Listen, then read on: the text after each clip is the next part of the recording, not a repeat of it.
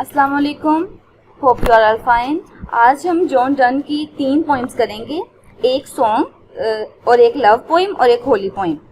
तो सबसे पहले हम सॉन्ग से स्टार्ट करते हैं। Song name is sweetest love I don't go. It's an love song. Sweetest Love I Don't Go is from the collection of love poems of John Donne. In this poem he is addressing to his wife and more.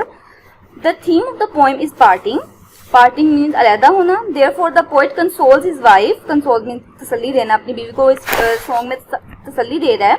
Poet was departing for Europe in 1611. The poem is an expression of those feelings which he has experienced when he went away from his wife. जो उसका सफ़र है अपनी बीवी से दूर जाने की, जो एक जर्नी है, वो सिर्फ पार्टिंग नहीं है, वो सिर्फ एक दूसरे से दूर होना नहीं है, बल्कि वो उसको एज अ डेथ कंसिडर कर रहे हैं और उसी लिहाज से वो अपनी बीवी को समझा रहा है. Donne was gravely in love with her. It seems that she is unable to differentiate between parting and death. Death is also a kind of parting from near and dear ones. Therefore, the situation of departing is also not different from death. However, the poet consoles his wife while saying that she should not become tearful and should face this situation. Stanza number 1. Sweetest love I don't go, for weariness of thee, nor in hope that word can show a fitter love for me. But since that I must die at last, 'tis best to use myself in jest, thus by fine deaths to die. पहली line में वो उसको address कर रहा है अपनी बीवी को बाय सेइंग स्वीटेस्ट लव. ये उसका प्यार शो कर रहा है कि अपनी बीवी से कितना प्यार कर रहा है और उसको बहुत प्यार से समझाने की कोशिश कर रहा है कि मैं नहीं जा रहा तुम्हारी किसी भी परेशानी के लिए, यानी कि मैं इसलिए नहीं जा रहा कि तुम जो है वो मेरे जाने के बाद परेशान हो. Nor in hope the word can show, और ना ही मैं जा रहा हूँ अपने लिए कोई नया प्यार ढूंढने या अपने लिए परफेक्ट कपल ढूंढने. मैं इस वजह से नहीं जा रहा, ना ही मुझे कोई उम्मीद है कि मैं तुमसे बेहतर तलाश कर पाऊँ, क्योंकि you are the best in my life. But since that I must die at last, वो कह रहा है कि ये सब अपनी जगह, लेकिन मौत तो सबको आनी है और सबने एक दूसरे से अलग अलग होना है. तो मैं चाहता हूँ तो यूज माई सेल्फ इन जेस्ट, कि मैं अपने आप को तैयार कर लूँ इन छोटे छोटे इशारों से कि एक दूसरे से अलग होना भी एक डेथ की सूरत है. कि पॉइंट इसमें ये जाहिर कर रहा है कि जब जब वो अपनी बीवी के पास नहीं होता, अपनी बिलावट के पास नहीं होता, तो उसके लिए वो सब मौत जैसा ही है. तो वो कह रहा है कि सबने मर तो जाना है, तो मैं चाहता हूँ कि हम दोनों एक दूसरे को प्यार करें कि जब हम एक दूसरे से दूर हों तो हम किस तरह से सर्वाइव करें. The poet compares his separation from his beloved wife with death. He addressed his wife as sweetest love, which shows his intense emotion of love for his wife. He explains to his lover that he is not going away as he is tired of the relationship or does not love his wife, nor he is leaving with any hope that he would get better love than her in any part of the world. In further lines, he says that since death is inevitable and he must die one day, he wants when death comes, he is fully prepared to face it. Poet is separating himself from his lover as it is best way to face death. Hence, in this stanza, poet means that he loves his wife from the bottom of his heart, and being away from her is more like that. Stanza number 2. Yesternight the sun went hence, and yet is here today. अब वो उसको एक मिसाल दे रहा है, सूरज से अपने आप को कंपेयर कर रहा है. वो एक कंपेरिजन स्टाइल है उसका. इसके अंदर वो कह रहा है कि yesternight, कल की रात जो है वो सूरज गया था, and yet is here today, और आज वो दोबारा से तलू हो चुका है, दोबारा से आ चुका है. He hath no desire nor sense, ना ही उसके पास कोई ख्वाहिश है और ना ही उसके पास कोई सेंस है, मतलब कोई उसके अंदर लव सेंस नहीं है, कोई अफेक्शन सेंस नहीं है. नोर हाफ सो शॉर्ट अवे, और ना ही उसका जो पाथ है, जो उसका रास्ता है वो छोटा है. देन फियर नॉट मी, तो फिर मेरे बारे में तुम बिल्कुल फिक्र मत करो. But believe that I shell make, बल्कि यकीन रखो कि मैं करूँगा स्पीडियर जर्नीज, बहुत तेज जर्नीज. यानी कि वो कह रहा है कि मेरा फासला जो मैंने कवर करना है इंग्लैंड तक जाने का, वो बहुत कम है सूरज की निस्बत. Since I take more wings and spurs than he, और मेरे अंदर जो है वो ज़्यादा कंपैशन है, ज़्यादा प्यार है, ज़्यादा जो है वो मैं पूरी उम्मीद हूँ वापस आने के लिए. तो वो उसमें से कह रहा है कि सूरज जो है वो कल गया था और आज दोबारा आ गया, यानी कि वो उसको उम्मीद रखनी चाहिए कि जो चीज़ जा रही है वो वापस ज़रूर आती है. और जो है वो सूरज को हम कंपेयर कर रहे हैं कि सूरज उसके मुकाबले में बिल्कुल पैशनेट नहीं है, बिल्कुल जो है वो उसके अंदर किसी के लिए वापस आने का इंतज़ार नहीं है या होप नहीं है, लेकिन उसके अंदर है. और उसका रास्ता भी छोटा है, जर्नी भी छोटी है, और वो उसको जल्दी से कवर करके वापस अपनी बीवी के पास, बिलवर्ड के पास ज़रूर आ जाएगा. As a human, John says that he possesses more wings and spurs than the sun. The word wings and spurs stands for the love and joy that John has with his wife and which the sun will never have. The love and joy that he has will propel and carry him and will also be the motivation and inspiration during his journey. In this stanza, Donne makes use of the belief of old astronomy, which states that the sun revolves around the earth. This comparison showcases his knowledge of science. At the same time, the nature of the sun as a non-human object allows Donne to highlight the love and joy shared between a man and woman. It is here that the beauty of a human relationship lies. Stanza number 3, line number 17 to 20. Oh, how feeble is man's power, that if good fortune fall, cannot add another hour, not a lost or regard. इसमें वो कह रहा है, अब वो बता रहा है कि इंसान जो भी कर ले उसकी जो पावर है वो गॉड के मुकाबले में या नेचर के मुकाबले में कितनी कम है. फीबल मीन्स कमज़ोर, कम, बिल्कुल मामूली. कहते हैं कि अगर इफ गुड फॉर्चून फॉल्स, अगर कोई अच्छी किस्मत हमारे पास आती है, अच्छा लम्हा आता है, हैप्पी मोमेंट आता है, तो हम उसके अंदर इजाफा नहीं कर सकते और ना ही अगर हम गुजरे हुए लम्हे को वापस ला सकते हैं. यानी कि वो उसको कह रहा है कि जो अब हमारे पास टाइम है, मेरे जाने से पहले पहले तक जो अब हम प्यार वाला एक बॉन्ड शेयर कर सकते हैं, जो अब हम हैप्पी मेमोरीज बना सकते हैं, हमें वो बना लेनी चाहिए. क्योंकि हम दोबारा से इस मोमेंट को रिकॉल नहीं कर सकते. अगर तुम रोते धोते ये रात दिन जो है वो गुजार दोगी मेरे जाने तक लिए, तो ये टाइम जो है हमारे पास वापस नहीं आएगा और हम ये टाइम ख़त्म कर देंगे, खो देंगे. क्योंकि मैन के पास इतनी पावर नहीं है कि वो अपनी खुशी में इजाफा कर सके, अपने खुशी के मोमेंट्स को बढ़ा सके. From talking about the happiness of human life, Donne shows the uncertainty of happiness lasting. Donne says that man's power is so weak that if good things are lost and bad things happen, man can't go back in time to change the course of events. In the third stanza, Donne ironically describes human power. He feels immeasurable that how weak human power is. When good fortune comes, one can't add more time to this good part of life. One also can't bring the lost good times of life. One should not waste time thinking about tomorrow and should enjoy the present. The poet turns to contemplating larger problems beyond merely being separated from a loved one. He notes how feeble is man's power, that one is unable. Number 3. But come bad chance, and we join to each our strength, and we teach each art and length itself for us to advance. इसमें वो कह रहा है कि अगर कोई बुरा मौका आता है, कोई बुरी चीज़ हमारे साथ हो जाती है, तो हम जो है क्या करते हैं, उसको ताकत दे देते हैं. ताकत कैसे देते हैं? हम उसको बार बार रिपीट करी जाते हैं, इसको हम जो है वो याद करी जाते हैं, ओवर थिंकिंग करी जाते हैं, उसको सोची जाते हैं और उसको बढ़ा चढ़ा देते हैं और उसका टाइम जो है वो इंक्रीज़ कर देते हैं. जैसे कि हमारे पास खुशी का लम्हा आया है तो वो जब ख़त्म होगा तो वो बिल्कुल एंड हो जाता है, ठीक है, हम उसके बारे में दोबारा नहीं सोचते. लेकिन अगर कोई बुरा मौका आता है तो हम उसके बारे में इतना बार बार सोचते हैं कि उसकी लेंथ और स्ट्रेंथ दोनों चीज़ें बढ़ जाती हैं. और ये हम खुद करते हैं या इंसान खुद करता है.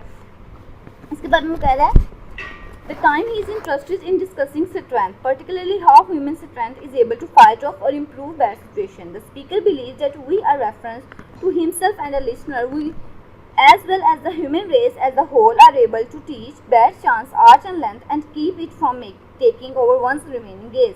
This stanza also serves as a turning point in the song. The two prior stanzas are assurances that a lover will return quickly and faithfully. The final two stanzas focus on the harms his beloved may cause or fear.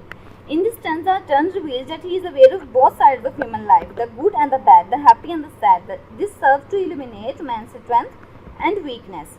Stanza number 4. When thou sighest, so sighs not wind, but sighs my soul away. When thou weepest, unkindly kind, my life's blood doth decay. It can't be that thou lost me, as thou sayest, if in thine my life to waste, thou art the best of me. So he is saying that when you sighs because of sadness. वो कह रहे हैं कि जब तुम दुखी होती हो सैडनेस की वजह से, जब तुम साय करती हो, जब वो एक आह भरते हैं, तो तुम सिर्फ हवा को अपने अंदर से बाहर निकालती, बल्कि मेरी रूह को तकलीफ पहुंचती है, मेरी रूह को तुम जो है वो हवा में मोल्लक कर देती हो. यानी कि वो अपने आप को इतना उसके अंदर कनेक्ट कर रहा है. वो कह रहा है कि मेरे अंदर जो है, तुम्हारे अंदर जो है वो मेरी ही रूह है, मेरी ही जान है और मेरे अंदर तुम्हारी जान है. यानी कि वो कह रहे हैं कि दो जिसमें एक जान टाइप हमारा रिलेशनशिप है. और जब तुम आह भरती हो, जब तुम तकलीफ़ करती हो, तो वो तकलीफ़ सिर्फ तुम्हें नहीं हो रही, वो मुझे भी साथ हो रही है. जब तुम रोती हो, मैं व्हेन दो वीप्स अनकाइंडली काइंड, जब तुम रोती हो बहुत बेरहमी के साथ, जब तुम रोती हो तो मेरा जो है वो खून सूखता है, मेरा खून तबाह होता है. यानी कि मुझे नुकसान पहुंचता है तुम्हारे रोने से, तुम्हारे दुखी होने से, तुम्हारे ओवर थिंक करने से.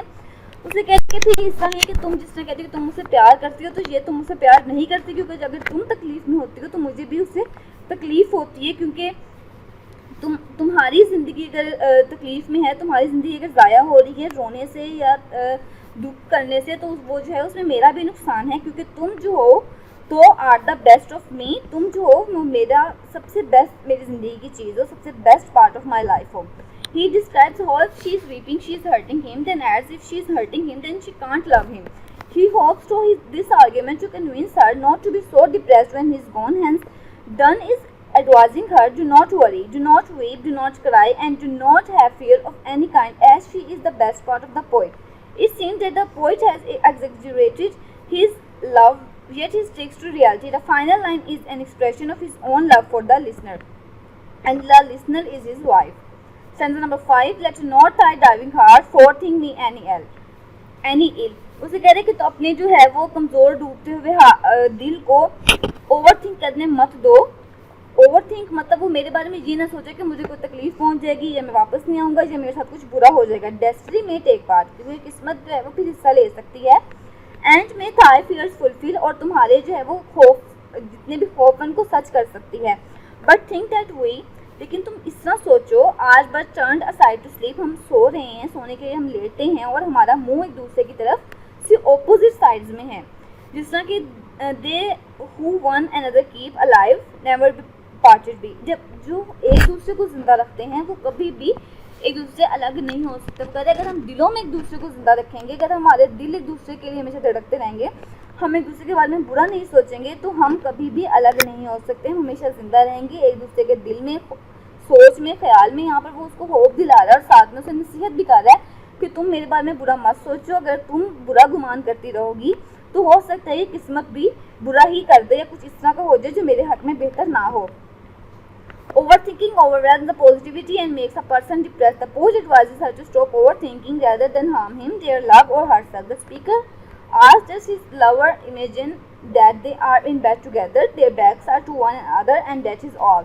वो कह रहा है, समझाना चाह रहा है कि ये तुम अपने दिमाग में बात पक्की रखो कि हमारा जो प्यार है वो कभी ख़त्म होने वाला नहीं है. They can't live separate. The poet asked her to think in a way that they are saying good night to each other. In the morning they will meet and will enjoy their own company. They are keeping one another alive through their love, and that means that they will never part it be. इसमें वो कह रहा है, अब पूरे song का ये मतलब है कि वो इंग्लैंड की जर्नी पे जा रहा है, और वो अपनी उसकी बीवी जो है वो बहुत ज़्यादा परेशान हो रही है, ओवरथिंक कर रही है, उसके बारे में बुरे खदशे जाहिर कर रही है. और वो शुरू करता है बहुत प्यार से, उसको समझाता है कि देखो मैं नहीं जा रहा किसी भी और रीज़न से, ना तो मैं अपनी रिलेशनशिप एंड करना चाहता हूँ, ना मैं कोई जो है वो तुम्हारी टेंशन के लिए जा रहा हूँ, ना मैं कोई अपने लिए परफेक्ट पेयर ढूंढने जा रहा हूँ. मैं सिर्फ जो है वो काम से जा रहा हूँ, जिस भी काम से उसको जाना था. लेकिन उसको ये सोचना चाहिए कि अगर सूरज जो है वो रात को ख़त्म हो जाता है, चला जाता है, सूरज की जर्नी इतनी लंबी है लेकिन वो फिर वापस आ जाता है, तो उसको डन के साथ भी उम्मीद रखनी चाहिए कि अगर डन जाएगा जर्नी पे तो वो वापस ज़रूर आएगा. वापस आने की उसकी ये भी वजह है कि वो उससे बहुत ज़्यादा प्यार करता है, वो बहुत ज़्यादा पैशनेट है, उसको बहुत ज़्यादा उम्मीद है वापस आने की. ठीक है. और उसको डन कह रहे हैं कि अगर मौत अगर आनी ही आनी है तो हमें ये छोटे छोटे जो एक्सपीरियंस हैं वो कर लेने चाहिए. हमें एक दूसरे अलग होकर एक दफ़ा देख लेना चाहिए कि हमारे लिए डेथ के बाद एक दूसरे से जुदा रहना जो है वो ईजी रहे. वो कह रहा है उसको जाना है लेकिन टेम्परेरी जाना है, उसको हमेशा के लिए नहीं जाना. His departure will be like the setting of sun, बिल्कुल सन की तरह, जैसे सन जाता है वापस आता है, ऐसे नहीं होता कि अगर सन चला जाता वापस कभी ना आए. स्पीकर जो है वो कंपेयर कर रहे हैं अपने आप को सन से, और वो कह रहा है कि उसके बाद वो उसको बता रहा है कि तुम जो हो, तुम्हारी तकलीफ जो है वो मेरी तकलीफ है, और जितना भी तुम अपने आप को हर्ट कर रही हो उसका मतलब है तुम मुझे हर्ट कर रही हो. तो एक दूसरे को जो लोग प्यार करते हैं वो एक दूसरे को हर्ट नहीं करते. अनकाइंडली काइंड का उसने वर्ड यूज़ किया था कि तुम बहुत काइंड हो लेकिन तुम अपने साथ को जुल्म कर रही हो, अपने आप को तकलीफ दे रही हो टेंशन लेकर, तो वो तकलीफ तुम इनडायरेक्टली मुझे दे रही हो. और जो लोग दूसरे से प्यार करते हैं वो कभी भी मरते नहीं हैं. तुम इस तरह सोचो कि हम रात को सो रहे हैं, एक दूसरे को गुड नाइट बोल रहे हैं, जितनी हमारी नींद होगी ना वो एक पार्ट होता है. नींद को भी डेथ से कंपेयर किया जाता है, तो जितना ड्यूरेशन नींद का होता है एक दूसरे से अलग रहने का, वो उसे कह रहा है कि इस जर्नी को भी वो नींद की तरह कंसीडर करे. जिस तरह नींद के बाद हम दोबारा एक दूसरे से मिल जाते हैं, इस तरह ही हम अब दोबारा भी एक दूसरे से मिल जाएंगे. For the time being you should pretend that in a bed together with their backs turn. और बस इस तरह सोचो कि हम तो एक दूसरे को देख ही नहीं पा रहे लेकिन एक दूसरे के साथ हैं. Second poem is Good Morrow by John Donne. Good morrow means good morning. I wander by my troth, what thou and I did till we loved, where we not vain till then, but sucked on country players childishly, or snorted we at the seven sleepers then. 'Twas we, but these all players' fancies be, if ever any beauty I did see, which I desired and got, 'twas but a dream of thee. First answer में वो कह रहा है I wonder bye my thought, मतलब मैं अपनी सोच समझ से ये बात मेरे दिमाग में आई है, इस बात पे मैं फिक्र कर रहा हूँ, इस बात पे मैं सोच रहा हूँ। व्हाट टू एंड आई, तुम और मैं क्या थे, डिड टिल वी लव, प्यार करने से पहले हम लोग क्या थे, क्या हम लोग अभी जो है वो बड़े ही नहीं हुए थे। And sucked on country players, और हम जो है वो सिर्फ छोटी छोटी खुशियों पर खुश हो जाते थे, और चाइल्डलिश बचकाना चीज़ों पर, मतलब कि बिल्कुल बचकाना जो इन्वायरमेंटल चीज़ें हैं उन पर हम खुश हो जाते थे, वही हमारी जो थी वो अटेंशन और अट्रैक्शन का बायस थी। और snorted with the seven sleepers den, यहाँ पर वो स्नॉटेड सेवन स्लीपर्स की बात कर रहा है कि हिस्ट्री में एक वाक़या है कि 7 जो थे वो एक केव में सो गए थे। वो कह रहे हैं कि क्या हम उन तरह के हैं, यानी कि हमें अपनी एनवायरनमेंट से कोई लेना देना था ही नहीं जिस तरह कि अब हमें है। हम लोग उनकी तरह के थे कि हमें ना अपने एनवायरनमेंट का पता था, ना अपने इर्द गिर्द का पता था, बिल्कुल बेखबरी की जिंदगी। इसमें वो कह रहे हैं कि हम बिल्कुल बेखबरी की जिंदगी गुजार रहे थे, जिनको प्यार के बारे में कुछ पता ही नहीं था। लेकिन just now after falling in love with each other, if he finds any fancies, is any beauty, dream of anything that was just the dream of his beloved. इसमें कह रहा है कि अगर मैं कुछ भी चीज़ देखता हूँ, all player fancies भी, जितनी भी खुशियाँ हैं, जितनी भी अट्रैक्शंस हैं, जितनी भी मैं देख रहा हूँ, if ever any beauty I did see, या कोई भी खूबसूरती मैं ऑब्जर्व कर रहा हूँ, तो वो कौन हो, वो सिर्फ तुम हो, which I desired and got, जिसकी मैंने ख्वाहिश की और मैंने पा लिया। was but a dream of thee, तुम्हारा ख्वाब, तुम्हारी ख्वाहिश, अपनी बिलवड की जो ख्वाहिश और जो उसकी उसका साथ है उसके लिए, वो सबसे उसके लिए बेस्ट ड्रीम है, उसके लिए उसका जिंदगी का सबसे ज़्यादा हासिल है। And now good morning to our waking souls, वो कह रहा है good morning to our waking souls, यानी कि प्यार करने से पहले उनकी सोल जो है वो सो रही थी, और अब जो है वो अपनी सोल्स को, अपने आप को, अपनी रूह को जो है वो गुड मॉर्निंग कह रहा है। गुड मॉर्निंग यानी कि उनको ग्रीट कर रहा है, is greeting his love and he is saying good morning to their awaken souls, which was not one another out of fear, जिनको मतलब कि कोई डर नहीं है एक दूसरे का। They are not shy of for their love, they are not afraid of people to look at them। 17th century में क्या होता था कि जो लवर्स का मिलना था, उनके जो मीटअप थे वो अच्छा से नहीं समझ जाता था, और जो लवर्स थे वो बहुत खौफ से और डर से दूसरे को मिलते थे। लेकिन जो डन है वो बहुत स्ट्रेट फॉरवर्ड है, और वो बिल्कुल अनअफ्रेड है अपनी किसी भी फिजिकल रिलेशनशिप से अपने बिलवड के साथ। वो कह रहा है कि अगर हम लोग प्यार करते हैं तो हम बिल्कुल जो है सबके सामने करेंगे, और जो है हमें कोई ज़रूरत नहीं है किसी से डरने की। And makes one little room and everywhere, हमारे लिए पूरी दुनिया जो है वो सिर्फ एक कमरे की मानद है, मतलब कि पूरी दुनिया एक पॉइंट पे सिमट आई है उनके लिए। Let's see discoveries to new words have gone, let maps to others, words on others have shown, let us possess our word, each hath one and is one। इसमें वो कह रहा है, वो जो उसका ज़माना था तब क्या हुआ था, एज ऑफ डिस्कवरी थी वो, तब नए जो है वो जगह डिस्कवर हो रही थी, मैप्स नए बन रहे थे, नए चीज़ डिस्कवर हो रहे थे। तो वो कह रहा है कि होने दो, दुनिया में जो हो रहा है, कुछ भी नया डिस्कवर हो रहा है दुनिया के किसी भी पार्ट में, मतलब लोगों को तब लालच था कि वो जो है वो नई नई चीज़ें देखें, नई नई जगह देखें, नई नई चीज़ों को जो है वहाँ पर जाकर रहें, मतलब मटीरियलिस्टिक जो चीज़ों का लालच है वो डन में नहीं है। वो कह रहा है हमें अपनी ज़िंदगी को हाफ तुम्हारे पास दुनिया है और हाफ मेरे पास दुनिया है, यानी कि तुम्हारे लिए दुनिया मैं हूँ, मेरे लिए तुम हो, और हम दोनों मिलकर अपनी एक परफेक्ट दुनिया बना रहे हैं। ठीक है। Now good morning to our walking souls, अब वेकिंग सोल्स वो कह रहा है कि अपनी हमारी जिंदा जो हमारी सोल्स हुई हैं उनको good morning, which was not one another of fear, जो एक दूसरे के लिए बिल्कुल भी खौफ ज़्यादा नहीं, दूसरे से मिलने के लिए, बात करने के लिए। For love all love of other size control, जितना जो हमारा प्यार है वो सारे प्यार की जितनी भी बाकी चीज़ें हैं, जितने भी बाकी नज़रियात हैं या बाकी दुनिया की जितने भी हमारे सामने इस वक्त नज़ारे हैं, उन सब को समेट कर एक चीज़ बना दी है, एक पॉइंट पर आ गए हैं हम लोग। और दुनिया में जो चीज़ें हो रही हैं, जितनी डिस्कवरीज हो रही हैं, जितनी चेंजिंग्स आ रही हैं, उनसे हमें कोई लेना देना नहीं है, क्योंकि मेरे लिए मेरी दुनिया तुम हो और तुम्हारे लिए तुम्हारी दुनिया मैं हूँ। Last and third stanza, my face is थाइन I, थाइन in my pairs.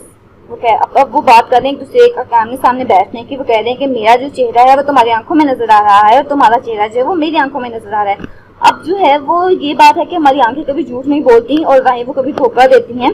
जो दिल में होता है वो ही हमारी आंखों में होता है। तो वो इस चीज को भी कर रहे हैं कि हमारे दिल में एक दूसरे के लिए इतना प्यार है और हम एक दूसरे के दिल में इतने ज्यादा सुमोए हुए हैं, इतने ज्यादा हम एक दूसरे के दिल के अंदर एग्जिस्ट करते हैं। तुम्हारी आंखों के अंदर मेरा पूरा अक्स नजर आ रहा है जो कि बिल्कुल सच्चा, पैशनेट और तुम्हारे लिए लॉयल है, और तुम्हारी आंखों में इसमें मेरा अक्स जो है वो क्लियर हो रहा है। एंड ट्रू प्लेन हार्ट जो in the face is death. इस तरह जो हमारे दिलों के अंदर एक दूसरे के चेहरे जिस तरह बसे हुए हैं। Where can we find two better hemisphere, हम कहाँ पर बेटर हेमिस्फीयर फाइंड करेंगे without sharp north, without declining west. बात करें जिसमें एक मिक्सचर होता है, उसमें अगर हम दो चीज़ें डालें, मतलब अगर हम जो है वो एक थोड़ी क्वांटिटी में डालें और एक ज़्यादा में डालें, ठीक है, एक अगर डोमिनेंट हो और दूसरी ही प्रोमिनेंट हो तो एक जो है वो ख़त्म हो जाती है। लेकिन वो कह रहा है कि जो हम दोनों हैं, हम अंदर जो प्यार है वो बिल्कुल इक्वल है, जो कि ना तो ख़त्म हो सकता है, ना कमज़ोर पड़ सकता है, और ना जो है वो दूसरे के अंदर सॉल्व होकर जो है वो अपनी शनाख्त हो सकता है। इसमें वो बात कर रहे हैं हेमिस्फीयर्स की, वो रिजेंबल कर रहे हैं अपने आप को, कंपेयर कर रहे हैं हेमिस्फीयर्स में। हेमिस्फीयर्स मतलब कि दुनिया के जिस तरह दो हिस्से कर लेते हैं हम। नॉर्थ जो है वो बहुत ज़्यादा ठंडा इलाका है जहाँ पर जो है वो बिल्कुल ज़िंदगी पॉसिबल नहीं है, और जो वेस्ट है वहाँ पर जो है सूरज जो है वो गुरूब होता है, यानी कि वो वहाँ पर डार्केस्ट जगह है, वहाँ पर जो है वो मायूस कुन जगह है। तो वो कह रहे हैं कि ना तो हमारे प्यार के अंदर बहुत ज़्यादा इंटेंसिटी है और ना ही मायूसी है, डिक्लाइनिंग है, जो बिल्कुल ख़त्म होने का फैक्टर है वो हमारे प्यार के अंदर नहीं है। क्योंकि अगर हम लोग जो हैं तो दो ऐसे इंडिविजुअल्स मिक्स अप हुए हैं जो बिल्कुल इक्वल हैं, अपनी शनाख्त पूरी रखते हैं, अपनी जो है वो अपना प्यार पूरा रखते हैं, अपनी पावर रखते हैं, इंडिविजुअल पावर और इंडिविजुअल फ्रीडम हमें एक दूसरे के लिए हासिल है। वो जो डन है वो बिल्कुल भी डोमिनेंट लव पे बिलीव नहीं करता, जिस तरह के हमारे माशरे में करते हैं या उसके वक्त के माशरे में करते थे कि जो मैन है वो इतना जो है वो दूसरे अपनी वुमेन को इतना ज़्यादा होल्ड करे, इतना ज़्यादा पावरफुल हो कि वुमेन की शनाख्त बिल्कुल ख़त्म हो जाए। वो कह रहे हैं कि हम दोनों में से एक की भी शनाख्त ख़त्म नहीं होगी, क्योंकि हमारा प्यार बिल्कुल इस तरह का नहीं है कि हम लोग से हमारा प्यार कभी मर सके या ख़त्म हो सके। तो इस पोइम के 3 स्टैंजाज हैं, हर स्टैंडा में 7 लाइन्स हैं और एक लव पोइम है, और ये लिखी गई थी एज ऑफ डिस्कवरी में, जब मैप्स बन रहे थे, सी डिस्कवरीज हो रही थी, नए नए एरियाज जो हैं वो तब डिस्कवर हो रहे थे, और इसने पास्ट बताया है, प्रेजेंट और फ्यूचर बताया है। इसके अंदर रिलीजियस एपिफेमी यहाँ पर है, जहाँ पर ये कहा गया है कि गुड मॉरो कहा गया है अपने वॉकिंग सोल्स को। जिस तरह वो कह रहा है कि अगर मैं पुरानी ज़िंदगी में अपने इसमें जो भी सिंस किए हैं, जो भी कुछ किया है, तो ये अवेयरनेस है, अपने सोल्स की अवेयरनेस है, और ये बता रहा है कि जो प्यार है वो इस तरह है जिस तरह नन्स और मॉन्क्स होते हैं जो मतलब जो रिलीजियस बंदे होते हैं, उनके लिए दुनिया सारी वो कट ऑफ हो जाते हैं, उनको दुनिया से कोई लेना देना नहीं होता। इस तरह ही इनको है, इनको दुनिया से कोई लेना देना नहीं, और ये 4 दीवारी के अंदर एक दूसरे के साथ जो है वो अपनी ज़िंदगी एक दूसरे के सहारे जो है वो गुजार सकते हैं। फिजिकल लव, इसमें जो है वो फिजिकल लव बताया गया है, इसमें सेक्रेड लव और मुकद्दस प्यार की बात नहीं की गई। इसमें बताया गया है कि एक दूसरे के साथ रहना, एक दूसरे का साथ देना उनके लिए कितना ज़रूरी है। लव को हर चीज़, मटेरियलिज्म के ऊपर उसने फोकस दिया। उसने बताया कि प्यार जो है वो हर चीज़ से ऊपर है, प्यार से आगे उसके लिए कोई चीज़ नहीं है। ट्रोथ मीन होता है फेथ, वींड मीन होता है break off, snorted mean noise from the nose while sleeping, और स्लेकन मतलब डिले या लूजन। ये डिफ़िकल्ट वर्ड्स हैं इस पोइम में। ये जो है वो सिंपल इंग्लिश में ये पोइम है, आप इसको पढ़ सकते हैं अपनी अंडरस्टैंडिंग के लिए। What did you and I even do before we were in love, कि हम लोग क्या थे हम प्यार में आने से पहले। Were we still breast feeding, कि हम इतने छोटे बिल्कुल नॉर्मल बच्चे थे। Did we only enjoy simple childish things, क्या हम सिर्फ जो है वो सिंपल थिंग्स को ही इंजॉय करते थे। और were we fast sleep with the 7 sleepers, या हम बिल्कुल जो है वो ख्वाब खरगोश के मज़े ले रहे थे, हम बिल्कुल जो नींद में हैं वो डूबे हुए थे। इट्स ट्रू, बिल्कुल सच है, क्योंकि but all of this is just players dream, ये सिर्फ जो है वो खुशी है, ख्वाब है। If I ever wanted and gain something beautiful it was just a dream of you, अगर मैंने ज़िंदगी में कभी भी कुछ चाहा है या उसको पा लिया है या किसी भी खूबसूरती को देखा है तो सिर्फ तुम थी। And now good morning to our souls which are waking up, और अब जो है वो गुड मॉर्निंग है हमारे सोल्स को जो कि जाग रही हैं। Did not watch each other out of fear, एक दूसरे के लिए बिल्कुल भी खौफ ज़दा नहीं है। There is no need for jealousy, किसी भी जेलसी की जरूरत नहीं है। Love made it so that we don't need to look at anything except each other, कि हमारे प्यार ने हमें इतना ज़्यादा मजबूती और इतनी ज़्यादा लॉयल्टी फ्राहम कर दी है कि हम एक दूसरे के अलावा किसी और चीज़ पे फोकस नहीं करेंगे। And it makes one small room as wide as the world, small room बिल्कुल हमारे लिए एक वर्ड बन चुका है। Let other people make maths charting words upon words, दूसरे लोगों को दुनिया के बारे में डिस्कवरीज करने दो, दुनिया के लिए उनको लालची होने दो, दुनिया पे फोकस करने दो, लेकिन हमारे लिए जो है हमारी दुनिया एक दूसरे हैं। अब हम जो है my face appears in your eyes and your face appears in my eye, हमारे जो है एक दूसरे के आंखों के अंदर हमारे चेहरे नज़र आ रहे हैं, और जो ट्रुथ है हमारी हार्ट्स का हमारे चेहरों के ऊपर विजिबल है। हमारे दिल के अंदर कोई खोट नहीं है, हम अनलॉयल नहीं हैं, हम अनपैशनेट नहीं हैं, हम एक दूसरे के लिए कुछ भी मुनाफकत नहीं रखते हैं, हम दूसरे बिल्कुल जो है वो बिल्कुल ठीक सच्चा प्यार करते हैं। अब वो कह रहा है कि जो बेटर ग्लोब्स हैं, जो दो हेमिस्फीयर्स हैं, जिस तरह की दुनिया में एक तरफ बहुत ठंड है, एक तरफ जो है वो बिल्कुल डार्कनेस है, तो हमारे अंदर कुछ इस तरह का नहीं है। हम जो है बिल्कुल परफेक्ट हैं, ना ही हमारे अंदर इंटेंसिटी है और ना ही बिल्कुल जो है वो डिक्लाइनिंग सिचुएशन है। जब कोई चीज़ ख़त्म होती है तो वो सिर्फ इस वजह से ख़त्म होती है क्योंकि वो ठीक तरह से मिक्स नहीं हुआ होता, या तो है वो बिल्कुल उसके अंदर पावर नहीं होती और दूसरा उसकी पावर को ख़त्म कर देता है। हमारा इतना परफेक्ट मैच है कि हम लोग जो है कभी अपनी पावर ना ख़त्म करेंगे और ना ही हमारा कपल कभी अपना प्यार ख़त्म होने देगा और ना ही कभी इस दुनिया से जाएगा। ये इसकी समरी है, और ये समरी यही है कि वो जो है वो अपने प्यार को बता रहा है कि हमारे लिए जो है वो दुनिया कुछ नहीं है, हमारे लिए सिर्फ एक दूसरे का होना ही सबसे ज़्यादा अहम है।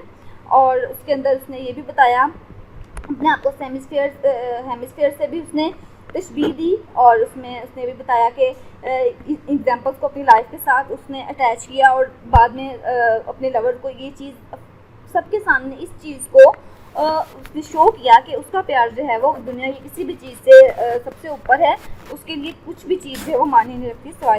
तो third and last poem is holy poem by John Donne. इसका नाम है thou hast made me and shall thy word decay. ये एक होली सोनेट है जो कि ड्रामेटिक है, इसके अंदर आर्गुमेंटेटिव टोन है, और बायोग्राफिकल भी हो सकती है और नहीं भी हो सकती, कंटेम्पलेशन और रिलीजियस कन्विक्शन होती है। इसके अंदर थीम्स क्या हैं? Divine judgment, divine love, modest penance. Setting इसकी कोई स्पेसिफिक प्लेस नहीं होती, किसी भी एक मूवमेंट को डिस्क्राइब किया जाता है जिस तरह अभी हम देखेंगे इस पॉइंट के अंदर किया गया है, और बिल्कुल जो है वो स्पीकर के लिए सिग्निफिकेंट होती है। कैरेक्टर इसमें कौन से आ सकते हैं? गॉड, एंजल्स, क्राइस्ट, डेथ और इंसान का अपना soul. So let's start. Thou hast made me and shall thy work decay. तो मतलब कि आपने हेस्ट मेड मी मुझे बनाया है, and shall thy work decay, और क्या अपना जो है वो अपनी क्रिएशन जो ऐसे ज़ाया होने देंगे? रिपेयर मी नाउ, मुझे भी ठीक करिए, रिपेयर कीजिए। For now mine end doth haste, क्योंकि अब जो है मेरा एंड जो है वो बिल्कुल जल्द मेरी तरफ आ रहा है। आई रन टू डेथ, मैं डेथ की तरफ जा रहा हूँ, and death meets me as fast, और क्योंकि मेरी जो है वो मौत जो है वो बिल्कुल मेरे करीब आ चुकी है। And all my players are like yesterday, और मेरे तमाम खुशियाँ, तमाम हैप्पी मोमेंट्स, तमाम मेरी लग्जरीज वो ऐसा लग रहा है जिस तरह कल के अंदर थी और कल ख़त्म हो चुका है।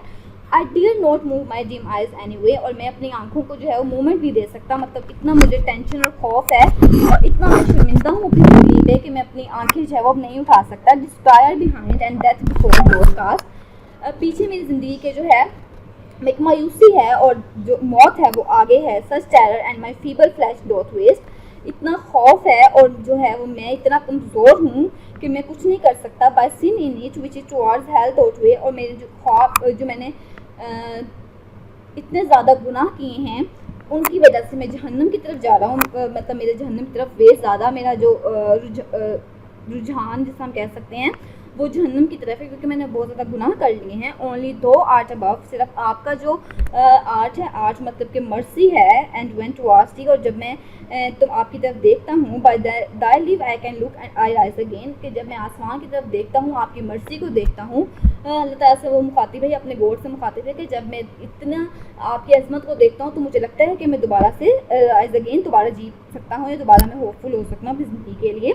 बट आवर ओल्ड सबल फॉय सो टेम्पट मी, लेकिन जो हमारा जो दुश्मन है उसने मुझे इतना अपनी तरफ जो है वो लुभाया हुआ है, इतना मुझे अपनी तरफ किया हुआ है, मुझे वर्डली डिज़ायर्स के अंदर इतना उलझा देता है that not only word hour myself I can sustain, कि मैं 1 घंटा भी अपने आप को नहीं रोक सकता गुनाह करने से या वर्ल्डली डिज़ायर्स की तरफ जाने से, या तो मैं तौबा कर रहा हूँ तो मुझे 1 घंटे से ज़्यादा भी अपनी तौबा के ऊपर पक्का नहीं रहने देता, मुझे जो है वो वरगला देता है। Thy grace may wing me to prevent his art, आपका जो ग्रेस है, वो आपकी जो अजमत है, वही मुझे उसके शर से बचने के लिए हिम्मत देगी। एंड थो like a diamond draw mine iron heart, और जो आपकी अजमत है वो आप जो है वो इस तरह है जिस तरह कि मेरे दिल को, मेरे आयरन हार्ट को जो बिल्कुल बेजान हो चुका है, बिल्कुल उसके अंदर इतने गुनाह आ चुके हैं कि अब उसके अंदर सेंस रही ही नहीं है, वो बिल्कुल सेंसिबल नहीं रहा, वो बिल्कुल रिस्पॉन्सिबल नहीं रहा, वो बिल्कुल जो है वो काइंड नहीं रहा।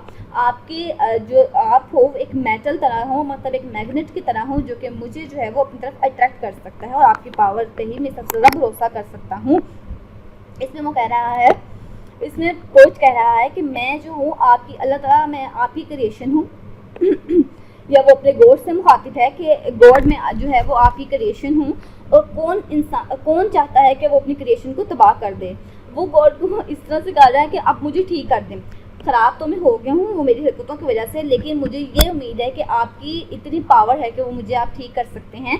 अब मैं जो है वो मौत की तरफ जा रहा हूँ, तो मौत जब इंसान को आने वाली होती है उसको पता लग जाता है वो बहुत बुरा हो चुका है। डन की हमने पिछली पॉइंट्स पढ़ी हैं, जिस तरह डन जो है वो बिल्कुल फिजिकल लव में इतना ज़्यादा इन्वॉल्व था कि वो बिल्कुल भी खुदा की तरफ, गॉड की तरफ उसका ध्यान था ही नहीं, और वो सिर्फ वर्ल्डली डिज़ायर्स में खोया हुआ था, वो सिर्फ प्लेजर्स में खोया हुआ था। तो प्लेयर्स जो इंसान दुनिया में ले लेता है उसके लिए आखिरत में कुछ नहीं बचता। इस बात को यहाँ पर एक्सप्लेन कर रहा है कि मैंने येस्टरडे में जितनी भी प्लेयर्स को फुलफिल कर लिया है, मेरे लिए अब आगे मुझे लगता है मेरी ज़िंदगी में कुछ नहीं बचा, मेरे लिए आखिरत के लिए सिर्फ हेल है, सिर्फ दोज़ख है। और एक इसको अंदर ये भी एक मुसीबत उसको मुश्किल पेश आ रही है कि जब भी वो तौबा करने की कोशिश करता है, शैतान उसको वरगला देता है, और वो कह रहा है कि आप अब अल्लाह पे वो सारा डिपेंड कर रहा है, वो सारा गॉड पे डिपेंड कर रहा है, उसको अब सारी गॉड की पावर नज़र आ रही है, डिवाइन पावर, कि वही है जो उसको बचा सकती है हर बुरे नतीजे से, बुरे एंड से, बुरे मौत से, और वो उसको दोबारा से इतना काबिल कर सकते हैं कि वो अच्छे तरीके से मर सके और अच्छे तरीके से वो मायूसी से निकल सके। उसको इतनी मायूसी और खौफ है कि उसको समझ नहीं आ रहा कि वो अपने, ना वो पिछली चीज़ें सोच सकता है और ना वो फ्यूचर के बारे में सोच सकता है, और प्रेजेंट में वो बिल्कुल पैनिक कर रहा है और मायूस हो चुका है।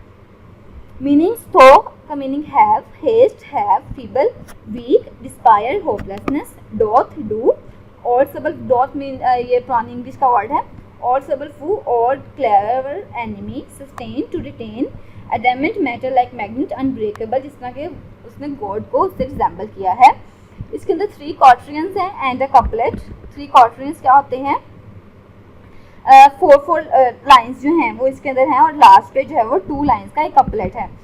होली सोनिट है, डायरेक्ट कन्वर्सेशन विद गॉड है, last rhyming couplet sums up the whole poem, last line is an analogy, God is like a giant and powerful magnet that attracts the narrator's iron heart. Summary जो है वो मैंने आपको बता दी है कि speaker कह रहा है कि वो बहुत ज़्यादा जो है वो ख़राब हालत में आ चुका है, वो बिल्कुल डिके हो रहा है, और क्या गॉड चाहेगा कि वो अपनी क्रिएशन को डिके कर दे। इसलिए गॉड को वो एक उसकी रिक्वेस्ट कर रहा है कि प्लीज़ आप मुझे रिपेयर कर दें, क्योंकि आप ही मुझे रिपेयर कर सकते हैं, आप ही मुझे वापस जो है वो नेकी की तरफ ला सकते हैं, और मेरी डेथ मेरे पास आ रही है, ना मुझे अपने पास्ट पे कोई उम्मीद है और ना ही मुझे फ्यूचर पे कोई भरोसा है, क्योंकि मैंने इतने गुनाह किए हैं कि अब मुझे बिल्कुल उम्मीद नहीं है कि मुझे कोई अच्छा रिटर्न मिलेगा। और लास्ट में वो कह रहे हैं कि सब शैतान की वजह से हुआ, और शैतान मुझे जो है वो इतना वर्गलाता है कि मैं 1 घंटा भी जो है वो आपकी तरफ इन्वॉल्व नहीं रह सकता, लेकिन जब भी मैं आसमान की तरफ देखता हूँ मुझे ये यकीन पक्का है कि आप जो हैं वो मुझे दोबारा से उभरने में, दोबारा से मजबूत होने में ज़रूर मदद करेंगे, और आप जो हैं वो बिल्कुल matter like presence in his life, God acts as a magnet, drawing the speakers in closer and winging him away from his sins and the devil. इसकी स्टैंजा वाइज एक्सप्लेनेशन कर देते हैं। फर्स्ट स्टैंजा में वो कह रहा है, is asking God if he is just going to let his work go to waste. He demands that God fix him quickly because death is upon him. He is scared that God will not absolve his sins before he dies and he will then not be able to enter into heaven. वो कह रहा है जन्नत में बिल्कुल नहीं जा सकेगा अगर गॉड ने उसको रिपेयर नहीं किया, गॉड ने उसके गुनाहों को और वो उसे कह रहा है कि मैं बिल्कुल मौत जो है वो मेरे तक आ चुकी है। All the players he used to have yesterday have shown themselves to sin, कि जितनी भी प्लेयर्स थी वो गुनाह थी, क्योंकि डन ने जो है वो फिजिकल लव पर बहुत फोकस किया और उसने बिल्कुल दुनिया की परवाह छोड़ दी। ना उसने कोई अपना रिलीजियस रिचुअल पूरा किया, ना उसने कोई वर्डली अपनी रिस्पॉन्सिबिलिटी पूरी की, बल्कि सिर्फ जो है वो प्लेयर्स में और लव में और लस्ट में लगा रहा और उसने बिल्कुल भी अपनी ज़िंदगी के आगे की तरफ ध्यान नहीं दिया और अब वो इस बात पर बहुत ज़्यादा पछता रहा है। सेकंड स्टैंजा में वो ये है कि वो अपनी आंखें भी जो है वो नहीं हिला सकता, इस वजह से कि वो बहुत ज़्यादा स्केयर्ड है कि जो डेवल है वो उससे अपॉर्चुनिटी ले लेगा उसकी बाकी जन्नत में जाने के, उसको हेल की तरफ धकेल देगा। The sins that he has amounted during the course of his life scares him just as much as his impending death if he is found unworthy of God's love, कि अगर वो गॉड लव से निकल गया, अगर अल्लाह ताला ने उससे गॉड ने उस पर रहम करना छोड़ दिया तो उसके लिए सारी जो है वो तबाही है और वो सिर्फ हेल में जा सकता है। और वो फीबल है, बहुत ज़्यादा कमज़ोर है, वो अब बिल्कुल कुछ नहीं कर सकता। बुढ़ापे में इंसान की सारी फिजिकल स्ट्रेंथ जो है ख़त्म हो जाती है, उसका माइंड जो है वो वर्ल्डली डिज़ायर से हट जाता है, वो सिर्फ जो है वो अपनी मौत के बारे में, अपनी आखिरत के बारे में सोचने तक पड़ता है क्योंकि डेथ जो है वो बिल्कुल एटर्नल है और वो हर किसी को आनी है और उसके बाद दोबारा हमें कोई मोहलत नहीं मिलनी किसी भी अमल करने की। इस वजह से वो अभी कह रहा है मरने से पहले ही कि गॉड को कि वो उसको इतनी हिम्मत दें, उसको रिपेयर करने में इतनी हिम्मत दें कि वो शैतान की बातों में ना आए और अल्लाह ताला की तरफ वापस लौट जाए। ओनली तो आर्ट अबव एंड वो कह रहे हैं कि अल्लाह ताला जो आपका आर्ट है, God is the only one who matters now, his last judgment will decide whether the narrator has done enough to get into heaven. It is by God's grace that he will rise up into heaven, so he will look up to heaven in hopes that he will soon be going there. The devil is still there trying to tempt the narrator, and if God doesn't take him soon, then this soul will be gone with the devil, कि अगर वो जो अल्लाह ताला जो है वो अपना रहम नहीं करेंगे, अपनी पावर नहीं दिखाएंगे, तो जो डेवल है वो डेफिनेटली अपनी पावर दिखा लेगा और डन को अपने शिकंजे में जो है वो फंसा लेगा और उसके लिए कोई रास्ता नहीं बचेगा बेहतरी का, इम्प्रूवमेंट का, है हमें एक तरफ जाने का। इसलिए वो गौर से कह रहे हैं कि प्लीज़ अपना आर्ट और अपनी मर्जी मेरी तरफ रखेंगे, क्योंकि मैं अगर मुझे सारी सिचुएशन में एक भी उम्मीद है तो वो सिर्फ जब मैं आसमान की तरफ देखता हूँ, जब मैं आपकी मर्ज़ी के बारे में सोचता हूँ, आपके रहम के बारे में सोचता हूँ, तब मुझे होती है। लास्ट कपलेट जो है वो सारी पोइम का जो है वो मेन थीम है। इसमें वो कह रहा है that his grace will give him the wings to escape the clutches of the devil. The last line is an analogy. God is like a giant magnet that attracts the narrator iron heart. God is the adamant or metal to the speaker's iron heart. Adamant जो है वो एक metal है जो कि ships में use होता है उनको बैलेंस देने के लिए, बैलेंस करने के लिए। इस तरह जो गॉड है वो जो है वो पोइट के लाइफ में इतना अहम किरदार अदा करते हैं कि उसकी लाइफ को बैलेंस कर सकते हैं, उसके सिंस को बिल्कुल ख़त्म कर सकते हैं और उसको नेकी करने के लिए, अच्छे काम करने के लिए जो है वो ताकत फ्राहम कर सकते हैं। ये जो है वो फाइनल लाइन जो है वो मेटाफिजिकल कंसेप्ट्स की बहुत बड़ी एग्जांपल है, क्योंकि डन जो है वो मेटाफिजिकल पोइट्री का फादर कहलाता है। This kind of clever comparison seeks to be original and relates to strangely opposite things in an interesting way. Thanks for watching, like comment and share with friends, to subscribe for more. हमने आज 3 poems कर ली, 2 love poems और एक जो है वो Holi poem. साथ में आपको मटेरियल भी प्रोवाइड कर दिया स्लाइड्स की सूरत में। अगर आपको फिर भी कोई कन्फ्यूजन हो आप कमेंट सेक्शन में पूछ सकते हैं। जॉन डन जो है वो बहुत ज़्यादा इंग्लिश पोइट्री का मेन पोइट है, मेटाफिजिकल पोइट्री का फादर कहा जाता है इसको, और इसने जो है सारा फोकस डिवाइन पोइम्स पे और लव पोइम्स पे किया है। पहले जो है वो इसने लव को भी बाकी शायरों की वजह से, बाकी पोइट से बहुत डिफरेंटली एक्सप्लेन किया है। इस वजह से इसकी पोइट्री को बहुत सराहा जाता है, बहुत पसंद किया जाता है। और इसने जो अल्लाह ताला के साथ या गॉड के साथ में रिलेशन बताया, और वो जो पोइम्स हैं वो भी बहुत ज़्यादा अच्छी हैं और वो बहुत सबक आमोज़ पोइम्स कहलाई जाती हैं। सो अब हम आपको नेक्स्ट वीडियो